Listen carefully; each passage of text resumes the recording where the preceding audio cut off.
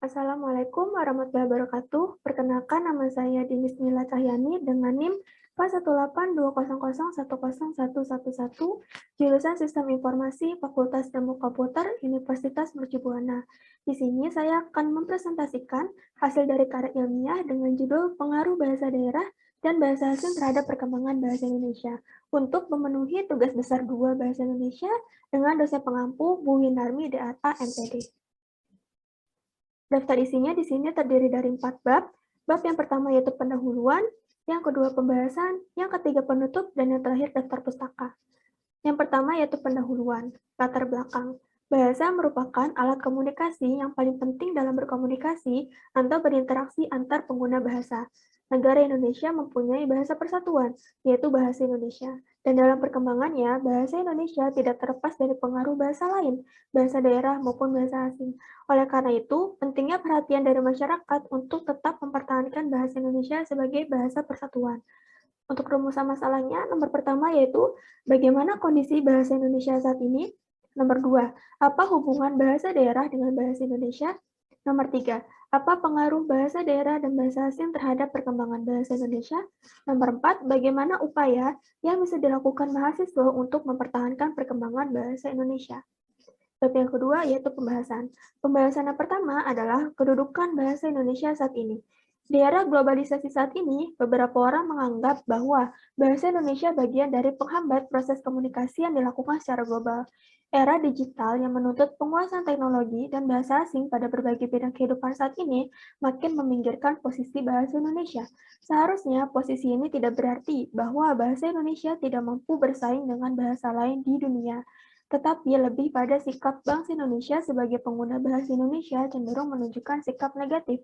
Adapun kedudukan bahasa Indonesia yaitu sebagai yang pertama bahasa nasional, yaitu bahasa Indonesia memiliki kedudukan di atas bahasa-bahasa daerah. Yang kedua sebagai bahasa negara, yaitu sebagai bahasa resmi Negara Kesatuan Republik Indonesia. Jika bangsa Indonesia sebagai pemilik dan pemakai bahasa Indonesia terus bersikap negatif terhadap bahasa nasionalnya, bahasa Indonesia akan berkembang secara kacau dan tak pernah bahasa ini menjadi bahasa yang mantap, kata Marsudi tahun 2009. Pembahasan yang kedua yaitu hubungan bahasa daerah dengan bahasa Indonesia. Hubungan bahasa daerah terhadap bahasa Indonesia sangat erat dikarenakan bahasa daerah merupakan bahasa pendukung bahasa Indonesia yang keberadaannya diakui oleh negara. Undang-Undang Dasar 1945 pada pasal 32 ayat 2 menegaskan bahwa negara menghormati dan memelihara bahasa daerah sebagai kekayaan budaya nasional dan juga sesuai dengan perumusan Kongres Bahasa Indonesia tahun 1954 di Medan, bahwa bahasa daerah sebagai pendukung bahasa nasional merupakan sumber pembinaan bahasa Indonesia. Semangat bahasa daerah kepada bahasa Indonesia antara lain bidang fonologi, morfologi, sintaksis, semantik, dan kosakata. Demikian juga sebaliknya, bahasa Indonesia mempengaruhi perkembangan bahasa daerah. Hubungan timbal balik antara bahasa Indonesia dan bahasa daerah saling melengkapi dalam perkembangannya, kata Wawan tahun 2012.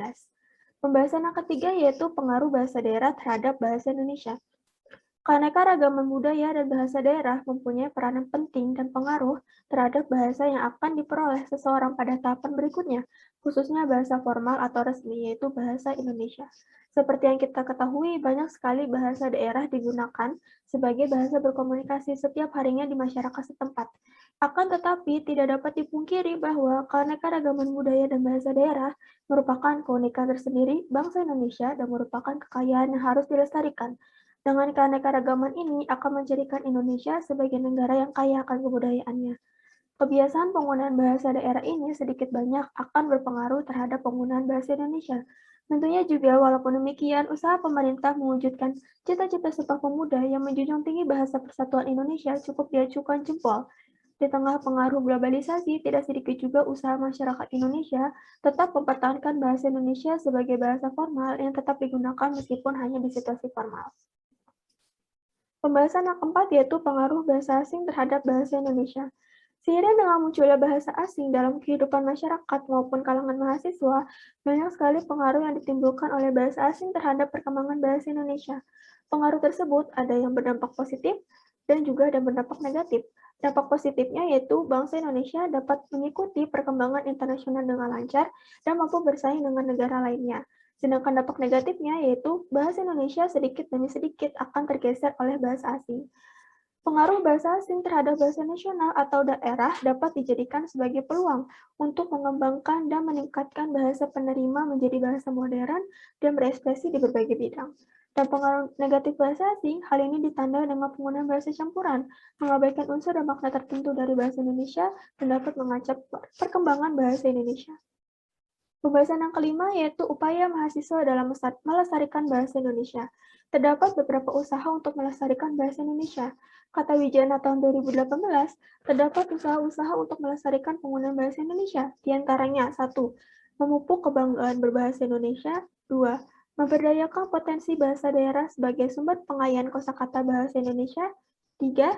Memiliki kesadaran untuk bangga dalam menggunakan bahasa Indonesia merupakan salah satu cara mengembangkan pemakaian bahasa Indonesia. Lalu bab ketiga yaitu penutup. Kesimpulan, dalam perkembangannya, bahasa Indonesia tidak terlepas dari pengaruh bahasa lain, bahasa daerah maupun bahasa asing. Kebiasaan penggunaan bahasa daerah maupun bahasa asing ini sedikit banyak akan berpengaruh terhadap penggunaan bahasa Indonesia merupakan bahasa resmi negara Indonesia. Banyak sekali pengaruh yang dapat ditimbulkan oleh bahasa asing terhadap perkembangan bahasa Indonesia. Pengaruh tersebut ada berdampak positif dan juga ada berdampak negatif. Untuk sarannya, masyarakat harus lebih mencintai, membudayakan, dan mempelajari sikap positif terhadap bahasa Indonesia. Walaupun kita belajar bahasa asing, namun kita tidak boleh melupakan nilai-nilai yang ada dalam bahasa Indonesia dan bahasa daerah. Masyarakat tidak boleh mengenyampingkan bahasa daerah.